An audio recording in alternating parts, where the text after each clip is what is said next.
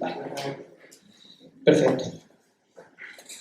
Vale, ahí he dejado para los niños unas hojillas, aunque alguno ha hecho trampas ya y se ha mirado antes de tiempo las hojas, pero es para que puedan dibujar y hacer algún rompecabezas de estos, así para que intenten pensar un poquito. Entonces voy a poner una imagen y me gustaría preguntaros algo. ¿Creéis que seríais capaces de dormir? Y no solo dormir, sino dormir tranquilamente en ese barco. No, ¿verdad? O sea, ya solo con la imagen te pone un poco en alerta, ¿no? Que se lo va a comer la ola, ¿no? Da la sensación. Pues la historia que vamos a ver hoy, que también va a venir bien para los niños, porque es una historia que se conocen, es la historia de Jonás.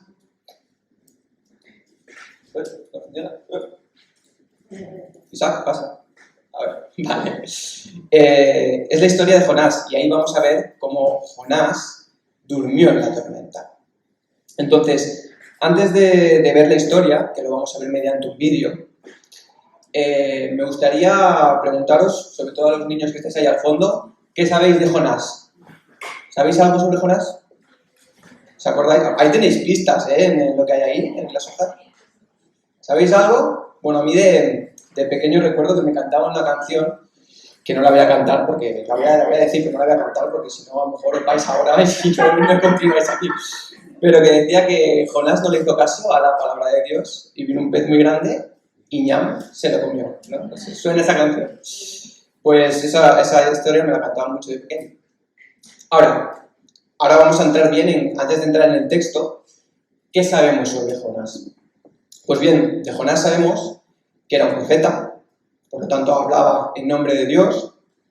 Nos dice en el texto que vamos a ver ahora que era hijo de Amitai y fue quien predijo la prosperidad de Israel en el reino de Jeroboam. Y también nos dice que vino de un pueblo que se llamaba Gatefer, que está cerca de Nazaret. Y aparte de eso, no tenemos mucha más información acerca de este personaje. Ni tampoco sabemos 100% seguro si fue él el que escribió el libro. Algunos dicen que sí, otros dicen que no. El libro está en tercera persona, pero bueno, eso no significa nada porque hay libros que están en tercera persona y son escritos por ese autor, ¿no? Ahora, hay gente también y algunos críticos que dudan de si es un cuento, de si es una historia real, ¿no? Porque, como sabemos, se lo comió un pez, entonces dicen, esto no sé si puede ser verídico, ¿no? Pero es verdad que Jesús hace referencia a Jonás en más de una ocasión. Hace referencia para hablar con los fariseos en referencia a lo que iba a sufrir él en relación con Jonás. Por lo tanto, debemos tratarnos este texto como un texto histórico. Por lo tanto, fue un personaje histórico. Ahora, ¿en qué momento se encuentra la historia de Jonás? Pues se va a encontrar en una situación en la que el reino de Israel estaba en un periodo estable, en un periodo de estabilidad. De hecho, había recuperado territorios que había perdido y, por lo tanto, estaba en una situación bien, cómoda. Eso sí, el conflicto con los sirios y con los asirios estaba ahí. Siempre había el conflicto de recuperar, atacar, ya sabéis, en esos tiempos que siempre estaban en guerra. Y de hecho, los asirios se estaban preparando para derrotar a Israel. Y de hecho, a los pocos años de esta situación, veremos que los asirios conquistan y llevan en cautiverio todo el reino del norte de Israel. Por lo tanto, esta es un poco la situación. Y esto es importante porque hay que entender que los israelitas y los asirios no se llevaban muy bien. No había buen feeling ahí. Jonás no tenía buena relación con los asirios, no le caían bien. Además, ¿qué sabemos de los asirios? Sabemos que su capital era Nínive, que esto es lo que vamos a ver hoy en el texto. Nínive era la capital del imperio asirio, una gran potencia, una ciudad increíblemente grande, una ciudad inmensa. Los estudios que hablan de la ciudad dicen que era increíble, que tenía un montón de palacios, que tenía unas murallas enormes, una puerta gigante. De hecho, en el propio texto, ahora cuando lo veamos habla de una gran ciudad. O sea, que no habla de una simple ciudad, sino de una gran ciudad. Remarca que era una gran ciudad. Muy bien, pero lo que más se habla de Nínive no es lo grande que era, sino la maldad que había en esa ciudad. De hecho, en el libro de Nahum nos habla de un montón de pecados que ocurrían en esa ciudad, como la prostitución, la explotación, estar en contra de Dios, crueldad, idolatría, brujería, bueno, una cantidad enorme de pecados. Eso es lo que realmente se refleja en Nahum, ¿verdad? Vale, pues ahora sí que le voy a pedir por favor a Isaac que ya vayamos al texto, lo vamos a ver mediante un vídeo. Los niños también lo podéis ver porque es para vosotros, así que... Historia Chunavite, Jonás. Este es Jonás. Jonás era un profeta. Eso significa que era su trabajo decirle a la gente lo que Dios le decía que dijera. Un día Dios le dijo a Jonás que fuera a Nínive porque la gente de Nínive estaba haciendo cosas malas. Pero en lugar de eso, Jonás huyó y tomó un barco que iba en la dirección contraria. Esperaba alejarse de Dios. Él navegó hacia un lugar llamado Tarsis. Mientras estaba en el mar, Dios envió un gran y poderoso viento sobre el mar que causó una tormenta que parecía que rompería el barco.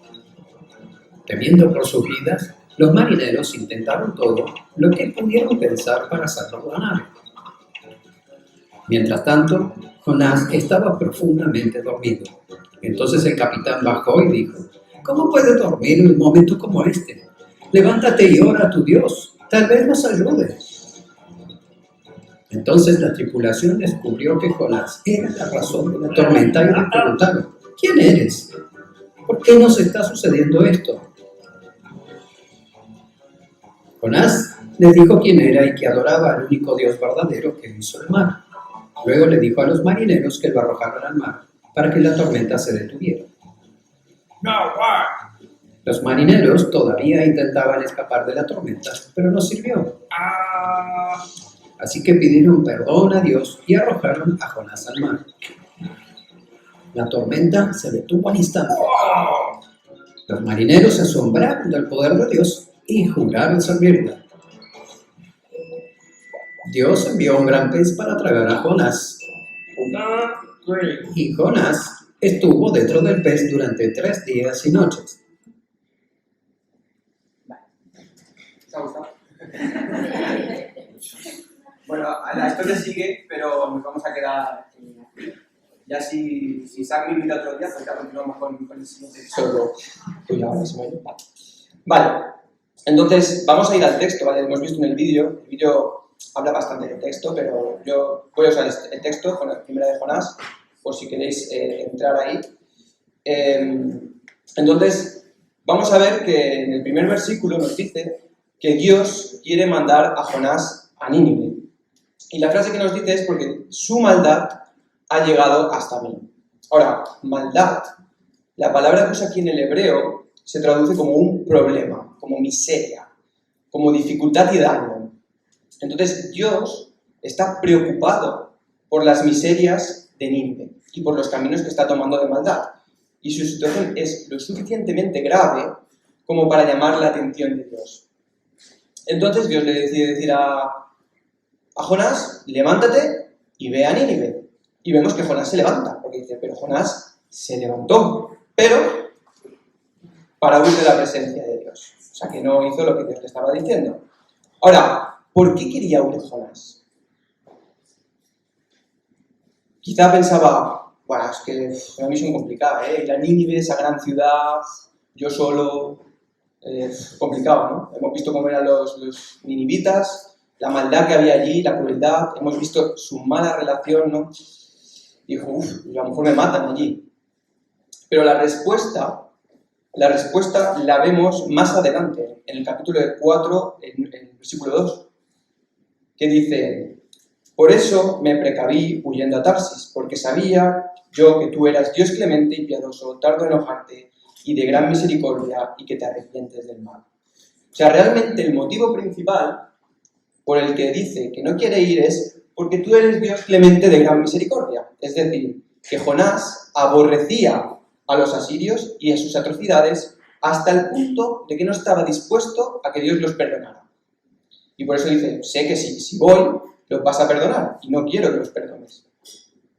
Prefería huir antes que predicarles.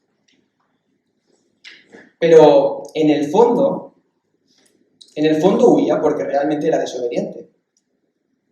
no quería cumplir la voluntad de Dios.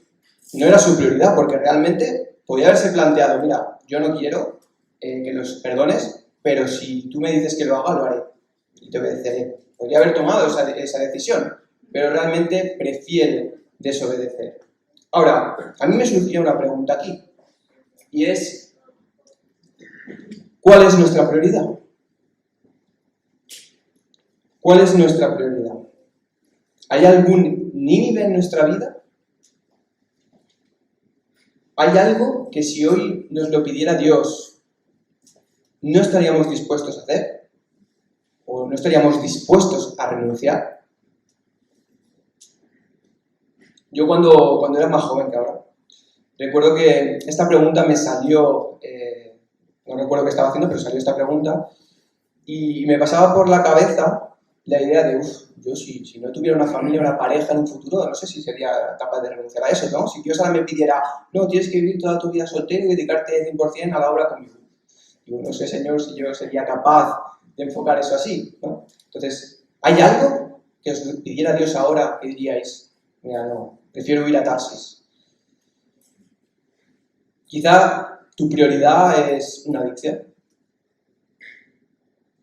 Es el dinero. Quizá ahora mismo estás enfocado en tener mucho dinero y es más prioritario que Dios. Quizás el trabajo. Le dedicas mucho más tiempo al trabajo y eso te hace alejarte de lo que Dios quiere en tu vida. O quizá simplemente es tiempo para ti, porque esto es muy fácil de caer, ¿no? De querer dedicarnos tiempo y al final dejamos las cosas para el Señor. No estamos en un ministerio, no estamos sirviendo porque queremos tiempo para nosotros. No voy a ir a la iglesia porque tengo un planazo de irme a no sé dónde. Que no estoy diciendo que sea malo, pero entendemos, ¿no? De que cuál es nuestra prioridad, ¿no? ¿Es hacer la voluntad de Dios o dedicarnos tiempo a nosotros? Porque como dice en Mateo 6:33, más buscad primeramente el reino de Dios y su justicia, y todas estas cosas os serán añadidas. En el caso de que tengamos algo que está por encima de su voluntad, hemos visto en el vídeo, y lo podemos leer en el texto, lo mal que le fue a Jonás remar en dirección contraria. Le fue muy mal. Por lo tanto, no es recomendable. Y a veces, cuando leemos la Biblia o historias como esta, podría parecer claro, leyendo la historia de Jonás, que debía ir a Nínive, ¿no? ¿Cómo puede ser que no vaya a Nínive? Pero ¿cuántas veces nosotros nos preguntamos y debatimos la voluntad de Dios? ¿Por qué esto así, Señor? ¿Y por qué no esto lo otro? ¿Y por qué me haces esto? ¿Y por qué tengo que? ¿Y por qué? ¿Cuántas veces hacemos nosotros eso? O incluso pensamientos de creerse mejor que los demás, o creerse por encima de otros, porque al final esta era un poco la actitud de Jonás. Él no quería que se salvaran los ninivitas, no era justo. Por lo tanto, está teniendo también un poco una actitud de estar por encima. Y aquí los ninivitas no eran los únicos que tenían que experimentar la misericordia de Dios. Jonás también la tenía que experimentar. Ahora, nos dice que huye lejos de la presencia de Dios. Huye a la otra punta de Nínive. Este es el mapa un poco. Lo de la ubicación de Tarsis dicen que sería por el sur de España, pero esto no es 100% seguro. Pero más o menos la colocan por ahí. Pero más o menos nos podemos hacer una idea de la dirección que toma Jonás. O sea, Nínive está aquí y se va hacia el otro, apunta completamente. O sea, y Jope es el sitio por donde embarca. Por lo tanto, se va en dirección completamente opuesta a la que Dios le está pidiendo. Ahora, yo me preguntaba, ¿cómo un profeta, alguien que habla en el nombre de Dios y que tiene que traer el mensaje, supuestamente que tiene una relación profunda con Dios, por eso entiendo, puede llegar a huir? Parece absurdo, ¿no? ¿No pensáis que puede parecer absurdo? ¿No deberíais saber que no se puede huir de Dios? Quizá consideraba que era una manera de alejarse de los problemas. Quizá pensaba que cuanto más lejos estuviera, más difícil sería que Dios lo pudiera traer hacia Nínive. Quizás si estaba lejos a Dios se le olvidaría y cogería a otro. No sé lo que pasaría por la cabeza de Jonás. Y nosotros también podemos estar huyendo de Dios. Nosotros podemos estar huyendo dejando de orar, por ejemplo. ¿Cuántas veces nos sentimos mal y no oramos o no queremos acercarnos a Dios. Eso es una manera de huir también, evitando afrontar el problema con Dios. No sé en qué momento os encontráis de vuestra vida, yo sí que sé en qué momento me encuentro yo, pero claramente la historia de Jonás nos enseña que huir de la responsabilidad no es la mejor solución. Ahora, ¿por qué no es la mejor solución? Porque si seguimos ahora la historia de Jonás, vemos que al rechazar su voluntad, la vida de Jonás va a comenzar un descenso. Podemos ver que cuando en el momento que rechaza la voluntad de Dios, su vida va a empezar a caer en picado cada vez más, va a ir descendiendo cada vez más. Si nos fijamos en el versículo que dice, y descendió a Jope, donde encontró una nave que partía a Tarsis, aquí ya empieza el descenso, descendió a Jope. Una vez está en el barco, ¿dónde está? Desciende, baja a la bodega, otra vez vuelve a descender en su vida. ¿Y dónde acaba Jonás? En el mar, en el profundo del mar. Antes hablaba de snorkel, ¿no? De las profundidades del mar, pues ahí es donde acaba Jonás, en lo profundo, en lo más profundo. Por lo tanto, la vida de Jonás, en el momento que decide, me voy a Tarsis, no voy donde tú quieres, su vida empieza a ser un descenso, un descenso, un descenso. Ahora, nos dice el texto que cuando embarca dirección a Tarsis, dice que Jehová hizo soplar un gran viento en el mar y hubo en el mar una tempestad tan grande que pensó que se partiría la nave. Aparece una gran tormenta externa. Aquí, esto también podemos ver lo que hemos cantado hoy, ¿no? De un Dios con un poder sobre la creación, un poder sobre toda autoridad, que puede hacer lo que quiera en la creación, porque es suya, Él la ha creado, ¿no? Vemos ese control sobre todo. Y estamos hablando de una gran tormenta. No estamos hablando de la típica tormenta de verano que podemos ver desde la terracita o que podemos ver desde casa tranquilos, ¿no? Porque aquí nos está diciendo que se pensó que partiría el barco. Esta es la situación. Una tormenta, parecida a la de la foto posiblemente, donde la propia tripulación tenía miedo y clamaban a sus dioses. Ahora, ¿qué está haciendo Jonás en esta situación? Pues lo vemos en el versículo 5. Pero Jonás había bajado al interior de la nave y se había echado a dormir. Jonás está durmiendo en medio de esa tormenta donde toda la tripulación está con miedo, donde están aclamando a dioses, no saben qué hacer, están intentando enderezar la nave. Jonás está en la bodega durmiendo. Ahora, ¿cómo puede dormir Jonás profundamente cuando hay una inmensa tormenta? La verdad que me cuesta a mí mucho entenderlo, especialmente a mí porque ya me cuesta dormir en silencio, porque tengo insomnio y a la mínima que escucho un ruido, ya me despierto.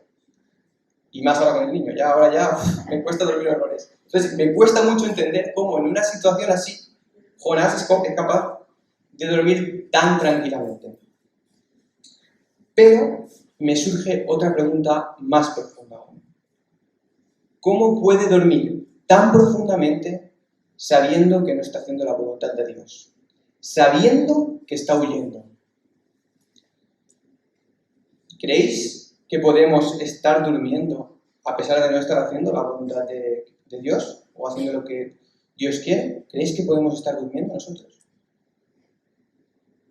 Yo creo que sí. Yo creo que sí. A veces creo que nos falta temor de Dios.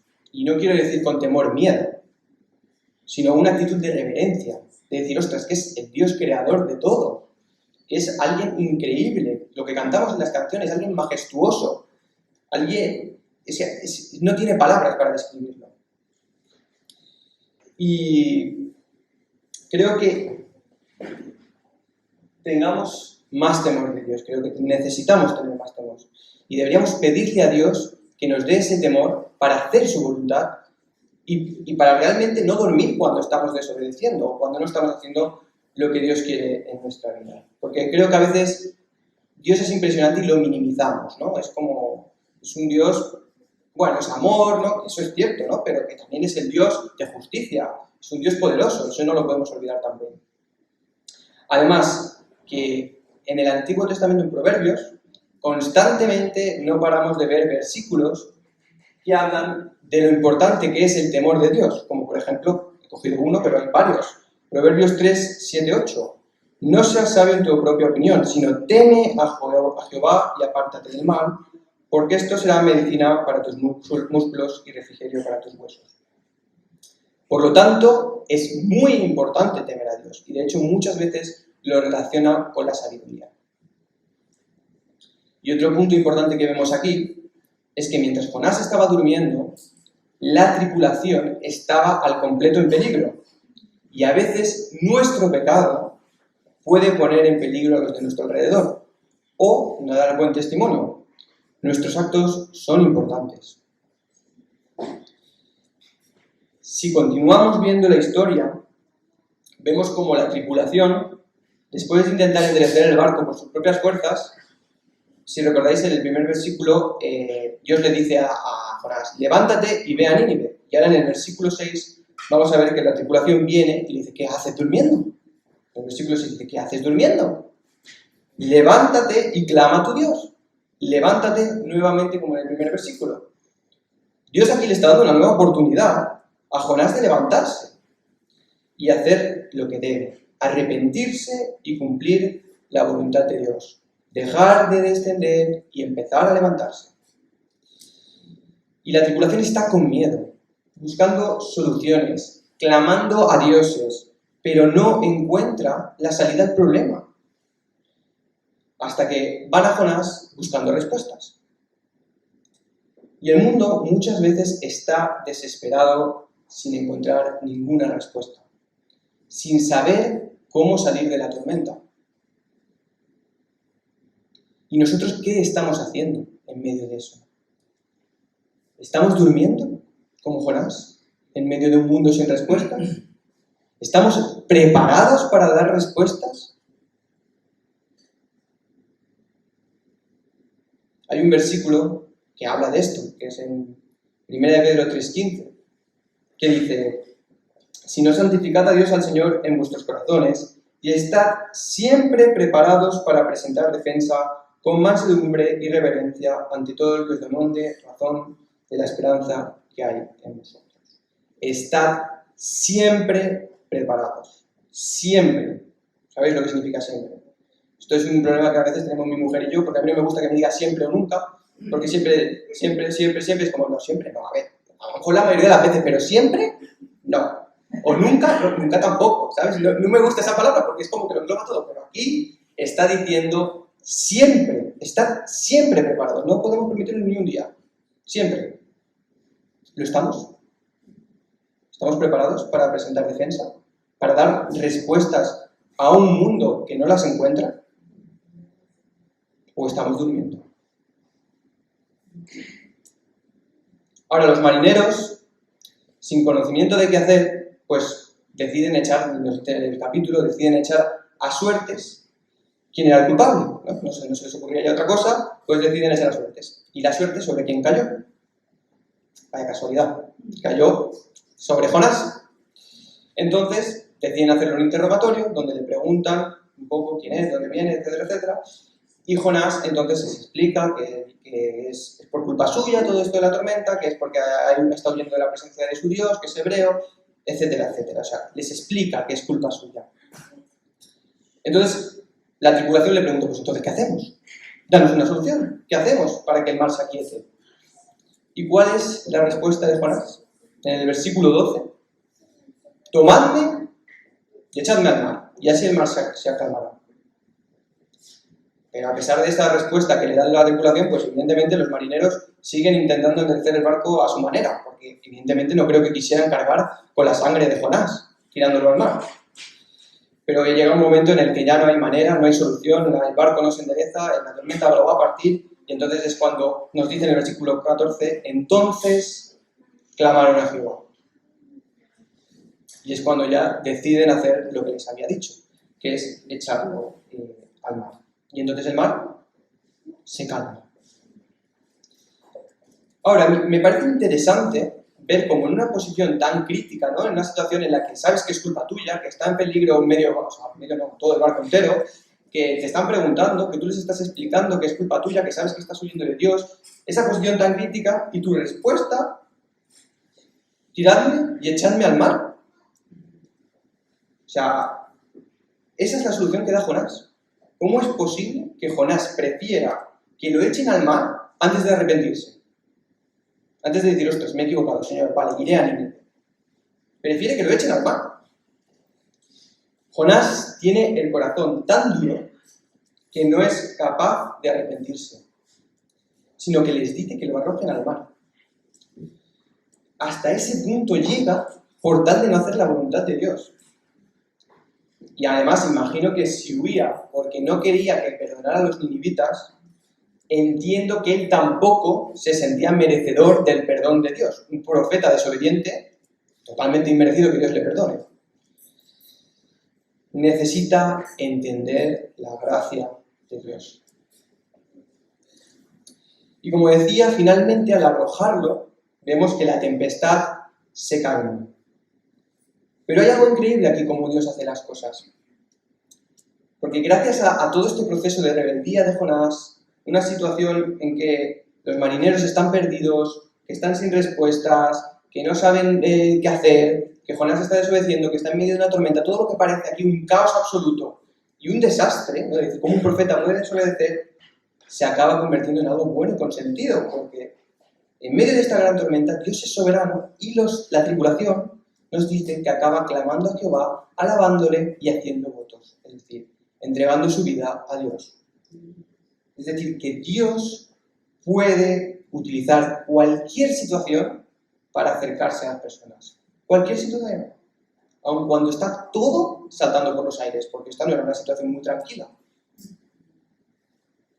Y además viene de un rechazo hacia la voluntad de Dios por parte de Jonás. Jonás no estaba dando un buen testimonio, pero sin embargo, Dios toca a la tripulación. Y esto me hacía pensar también en Filipenses. Cuando se estudió Filipenses, no sé si recordáis en el primer capítulo, cuando Pablo está en la cárcel, ahí Pablo, lo normal sería que dijera, joder, se tiene que extender el evangelio y me tienes aquí en la cárcel. ¿Cómo es posible? Pero sin embargo, Pablo está dando gracias porque el evangelio está avanzando a pesar de estar en la cárcel. Entonces, tenemos que tener la perspectiva de que Dios puede obrar en cualquier situación, por muy mala que sea.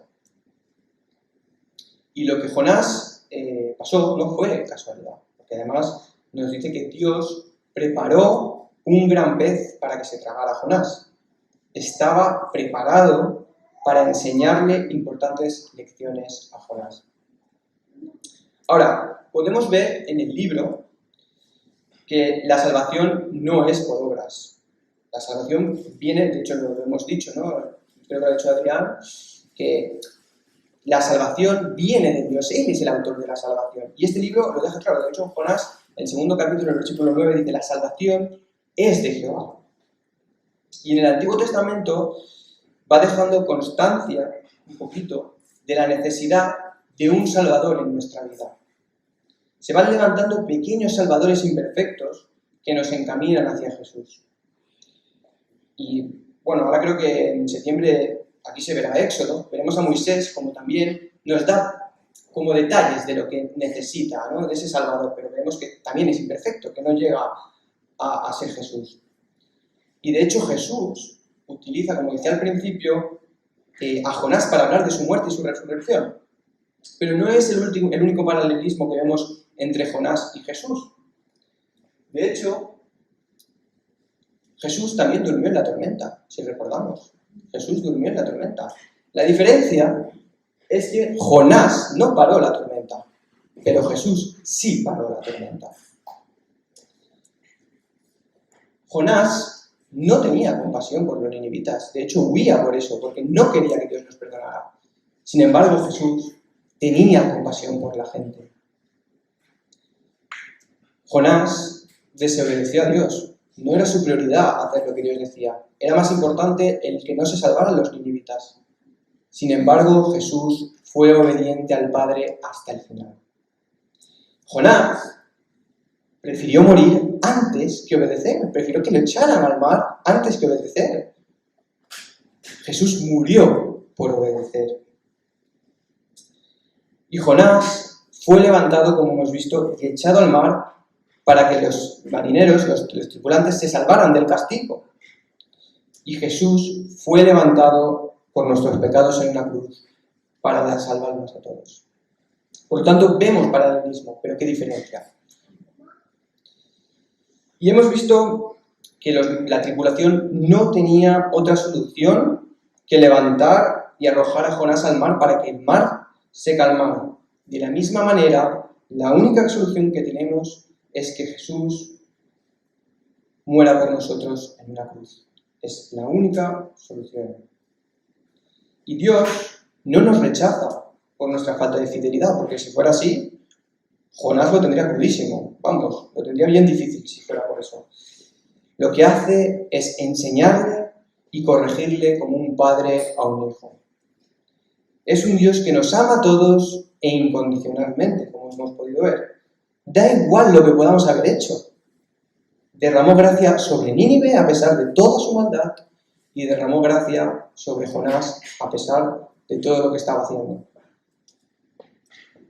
Y el propósito de Dios de derramar gracia sobre Nínive se cumple, a pesar de que, eso no lo vemos en el primer capítulo, se ve más adelante, pero se cumple. A pesar de que Jonás decide no hacerlo de primeras, porque luego acaba yendo. Pero eso nos debería dar seguridad en cuanto a que los propósitos de Dios se cumplen, a pesar de que pongamos resistencia a veces. Pero Dios tiene todo bajo control. Y si dice que se hace algo, se va a hacer. Y el mismo que levanta las tormentas, las calma para que le sirvas y le adores. Ahora, conclusiones. Jonás decidió no hacer la voluntad de Dios. Prefirió huir de su presencia y su vida, como decía antes, fue cayendo en picado poco a poco descendiendo. ¿Cuál es nuestra prioridad?